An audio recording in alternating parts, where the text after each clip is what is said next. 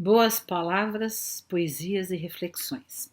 Estamos aqui de volta com o nosso programa de sábado, pelo canal Paz e Bem, saudando a todos vocês que nos acompanham, tanto deste canal quanto do canal da Associação Brasileira de Pedagogia Espírita, com a qual temos parceria para a realização desse programa. E justamente hoje, que interessante, o tema que eu tinha pensado em falar um pouco com vocês, que eu já falei de outras vezes, mas cada vez a gente aborda de maneira diferente, é um tema que eu vi que ontem, né, o Mauro Lopes fez também a questão da poesia, né, e eu vou ler aqui algumas poesias interessantes, mas eu antes queria comentar com vocês. Bom, vocês sabem todos que eu estou fazendo o tratamento de quimioterapia com câncer, eu sempre tenho publicado isso amplamente, acho que a gente tem que falar sobre o assunto, tem que desmitificar, tirar daquele desespero, daquela sensação de sentença de morte quando se fala em câncer. Quando está muito adiantado, às vezes é uma sentença de morte, mas a morte também é uma passagem que a gente tem que encarar, nossa finitude, mas quando é pego no começo, tem todas as possibilidades de tratamento, hoje há muitos recursos, e eu estava de boinas, chapéus até agora, porque estava frio, mas agora está calor e eu não estou aguentando e eu estou assumindo a minha careca, né? E ao lado das monjas budistas, ao lado das prisioneiras, ao lado de tantas e tantas e tantas mulheres que fazem também quimioterapia. E eu acho que a gente tem que se sentir sempre empoderada dentro daquilo da nossa experiência naquele momento, dentro da nossa experiência naquele momento. Nós não podemos nos deixar abater enfim, e emprestar um sentido de tragicidade, e até para mim está sendo uma experiência estética bem interessante, né? Eu queria conversar hoje com vocês sobre uma questão que eu já falei um pouco, mas vamos abordar sobre um outro aspecto, né? Nós estamos sendo bombardeados diariamente por notícias muito ruins, né? Assim, notícias climáticas, os verões na Europa que estão queimando, as enchentes, a devastação da Amazônia, da Amazônia, enfim, os assassinatos, os feminicídios que estão em escalada absurda no Brasil, né? As ameaças à nossa democracia, enfim. Nós estamos assim mergulhados num oceano de más notícias. Isso cria uma pressão psíquica muito forte, né, nas pessoas. Então o que acontece? Muita gente eu vejo e converso, né, pessoas que falam, não, eu não vejo mais notícia, eu saí das redes sociais, eu não acompanho mais nada. Ou às vezes outras que veem alguma coisa, sabem de alguma coisa, mas tentam ignorar, tentam não dar importância àquilo e apenas fazem mensagenzinhas positivas, parecem alienadas, algumas nem sabem o que está acontecendo, ou não querem saber. Então, existe assim uma tendência por parte de algumas pessoas de se isolarem, né? Porque não aguentam a pressão psíquica, às vezes porque também já tem algum problema psíquico, já tem uma tendência à depressão, à ansiedade, e pensam, às vezes com razão, que mergulhar excessivamente nas notícias que chegam, né, nas avalanches de notícias que chegam, pode agravar o estado psíquico que elas já têm desenvolvido, um problema psíquico qualquer, e às vezes há uma certa dose de razão nisso, né? E por outro lado, há outras que mergulham de tal maneira que ficam completamente amargadas, revoltadas, né? Doentes também psiquicamente, né? Porque não conseguem um equilíbrio interno diante de tantas notícias e fatos devastadores, né? E aí podem surgir à tona também, né? Ódios, revoltas, ansiedades múltiplas, ou seja, a pessoa está informada, mas não consegue lidar com a situação. E as outras, às vezes, abandonam a informação porque já acham que não vão conseguir lidar com essas informações, né? Então, vejam, nós precisamos, no mundo, de pessoas que tenham a coragem, a capacidade e o equilíbrio de atuarem na sociedade para mudar a sociedade. Para que nós possamos ter a coragem, o equilíbrio e a atuação necessárias para mudar o mundo, nós temos que estar bem. E temos que ter informação e temos que estar bem intimamente. Né? Não podemos nem nos isolar, porque nós não sabemos onde, como e de que maneira podemos atuar, e nem podemos também mergulharmos, né, com ódio, revolta e ansiedade, porque isso vai nos desestruturar e impedir uma ação concreta, equilibrada, saudável, que possa nos levar coletivamente a um mundo melhor. Né? Bom, e dentro disso tudo está uma ideia que é muito, quer dizer, tem uma sensação que é muito ruim para todo mundo, e isso a gente sente diariamente, é a sensação de impotência, né? Porque parecem que os problemas, e são, tão graves, tão múltiplos, tão amplos, tão mundiais, tão nacionais, né, que a gente se sente impotente, né, em como trabalhar tantos problemas. Então eu queria comentar algumas coisas interessantes com vocês. Primeiro, a respeito de toda essa questão. Eu acho que o isolamento não resolve, né?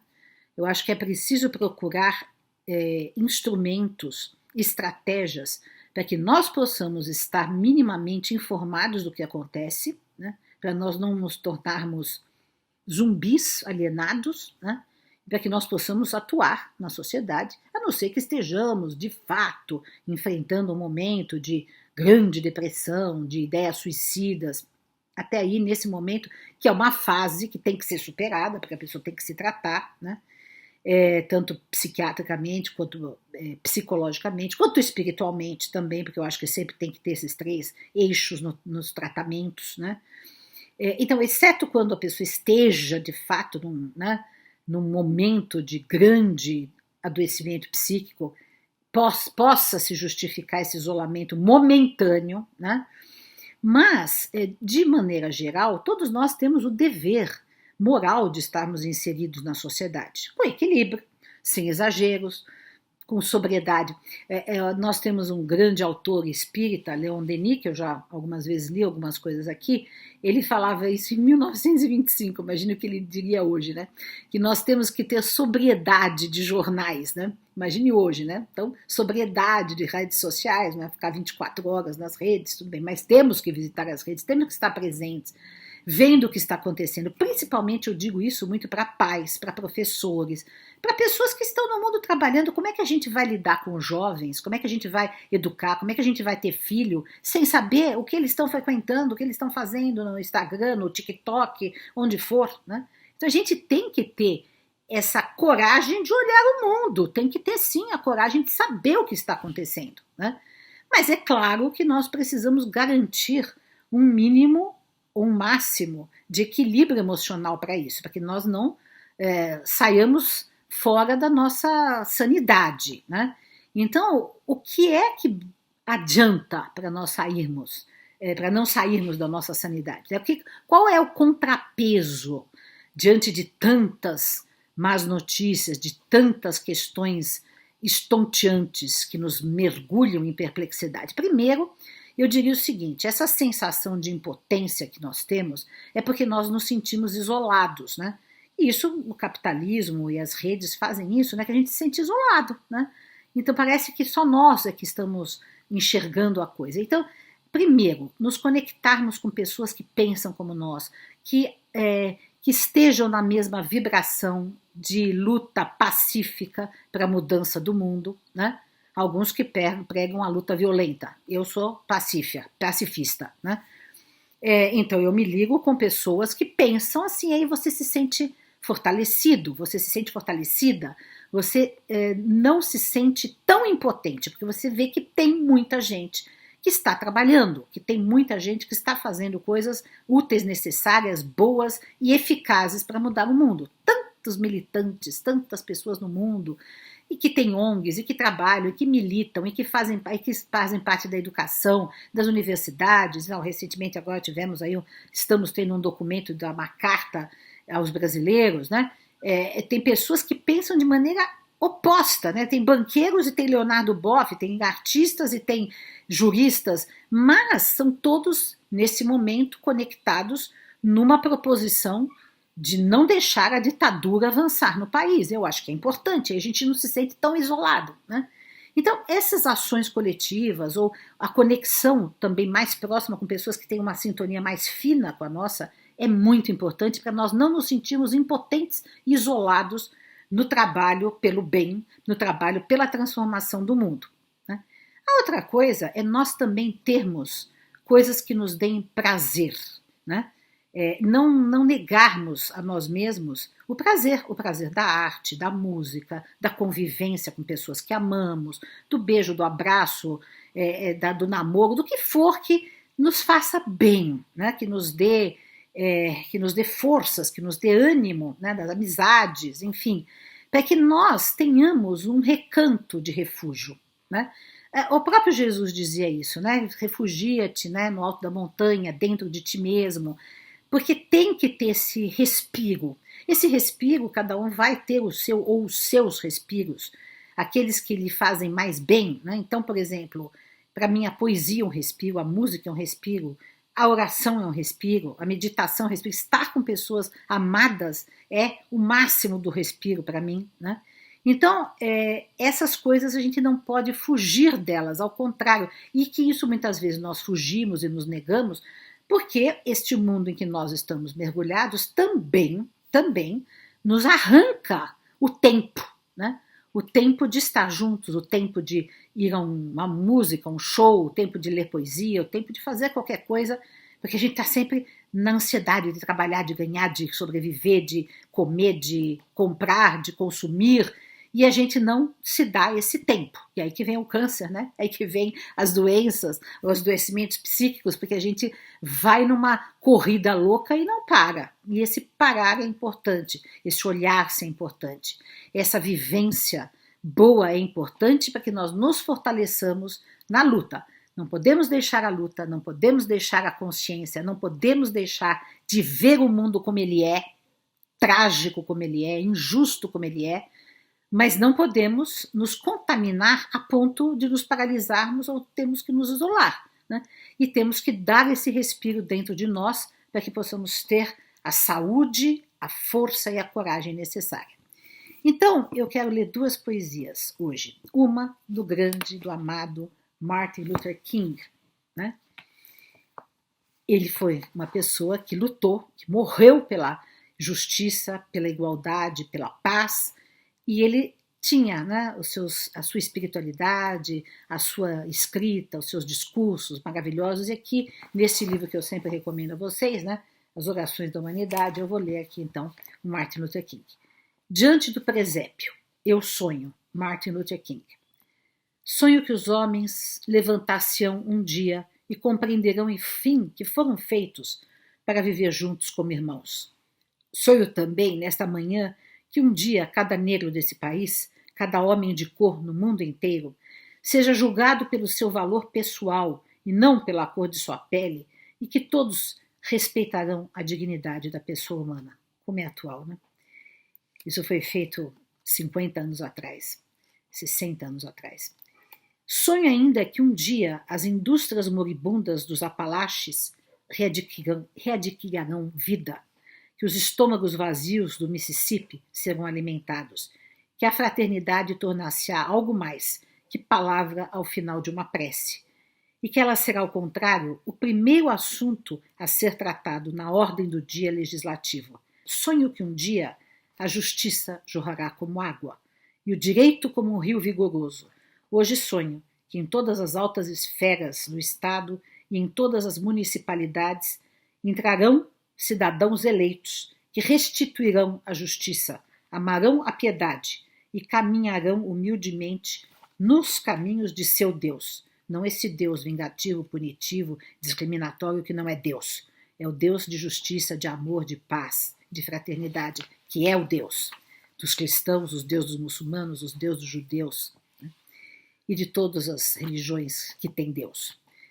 Mesmo aquelas que não têm, como o budismo, também pregam a compaixão e a fraternidade. Sonho que um dia a guerra terá fim, que os homens transformarão suas espadas em relhas de arado e suas lanças em podadeiras, que as nações não se levantarão mais umas contra as outras e que não visarão mais a guerra. Sonho que um dia o leão e o cordeiro deitar-se-ão um ao lado do outro, que todos os homens sentar-se-ão sob suas parreiras e figueiras e que ninguém mais terá medo. Hoje sonho que todo vale será elevado, que toda montanha e colina serão abaixadas, que os caminhos desnivelados serão aplainados e que os caminhos tortuosos serão endireitados, que a glória de Deus se revelará em que toda a carne, enfim reunida, há de vê-la. Sonho que, graças a essa fé, seremos capazes de repelir as tentações do desespero e lançar uma nova luz sobre as trevas do pessimismo. Sim, graças a essa fé, seremos capazes de apressar o dia em que a paz reinará sobre a terra e a boa vontade entre os homens. Será um dia maravilhoso. As estrelas da manhã cantarão juntas e os filhos de Deus bradarão em gritos de alegria. Então, é essa esperança que nós não podemos perder. Portanto, um refúgio nosso é a utopia. Né? Tem uma música lindíssima que está aí desde o tempo da pandemia, que é o Samba da Utopia. Eu recomendo para todos vocês. E vou ler para vocês uma poesia que eu fiz essa semana. Já publiquei até nas redes, mas quero aqui declamar para vocês exatamente sobre tudo isso. Alívios. Acordo e no meio da insônia pensamentos jorram em rima. A poesia me arrebata, me suspende acima. Para que serve a poesia, se não para ensolarar as sombras de cada dia? Para que serve a canção, se não para semear a esperança e a denúncia, renovando o coração, plantando trilhas de ação? Para que servem afetos, se não para entretecer fontes de oásis e bênçãos na sensação dos desertos? Para que serve a bondade, de pequenos certos gestos, se não para resgatar uma fé na humanidade, uma saída da morte, com que nos espanta a maldade? A culpa quando comemos, pensando nos que têm fome, ao silêncio das mulheres, tantas mortas por um homem, há crianças na orfandade, nos quartos trancafiadas, nas ruas acinzentadas, que pedem afago e verdade? O mundo parece turvo, a vida se acena amarga, mas há alívios à carga. Há luares na varanda, há flores à beira da estrada, há um perfume de lavanda que nos eleva do nada. Há qualquer coisa brotando, singela corzinha no asfalto, há qualquer voz nos clamando para a frente e para o alto. Há a garantia divina, que sempre a justiça ganhe, pelas nossas mãos sem sangue, pelo sonho que arrebanhe a multidão peregrina. Sem que o belo nos remova da luta boa engajada, da compaixão dolorida, da consciência rasgada, há trechos de amor e vida, para avançarmos com força, até que um dia, quem sabe, a terra será florida, de paz e fraternidade. E nossa alma perene saberá de corpo inteiro o dom da felicidade. Ficamos por aqui, esperando que possamos manter esta chama da esperança acesa e possamos lutar sem perder o equilíbrio, a saúde psíquica, a fé no futuro e a esperança. Um grande abraço a todos.